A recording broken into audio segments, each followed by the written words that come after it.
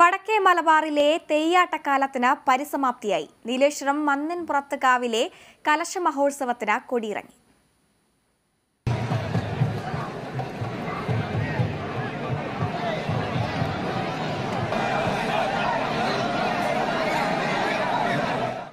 ഉത്സവത്തിന്റെ ഭാഗമായി കെട്ടിയാടിയ കാളരാത്രി നടയിൽ ഭഗവതി, ക്ഷേത്രപാലകൻ, കൈക്കോളാൻ എന്നീ ദേവീദേവന്മാരെ ദർശിക്കാൻ പതിനായിരങ്ങളാണ് നീലേശ്വരത്തേക്ക് ഒഴുകിയെത്തിയത്.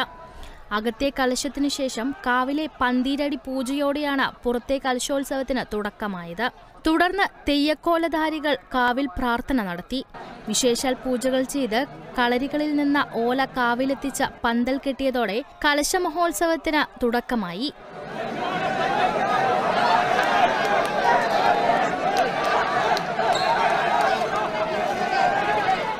തുടർന്ന് തിരുമുടികളും കലശത്തട്ടും കാവിലേക്ക് എത്തിച്ചു.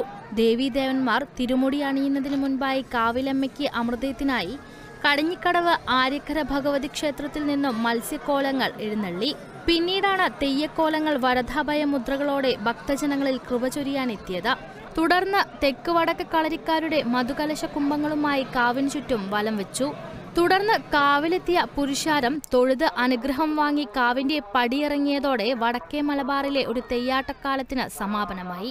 ഇനി തുലാം 10-ന് 500 വീരർക്കാവിൽ തെയ്യാട്ടക്കാലത്തിന് തിരിതെളിഞ്ഞാലേ തെയ്യങ്ങളും കാവുകളും ഉണരൂ. Kerala vision news, Kasaragod.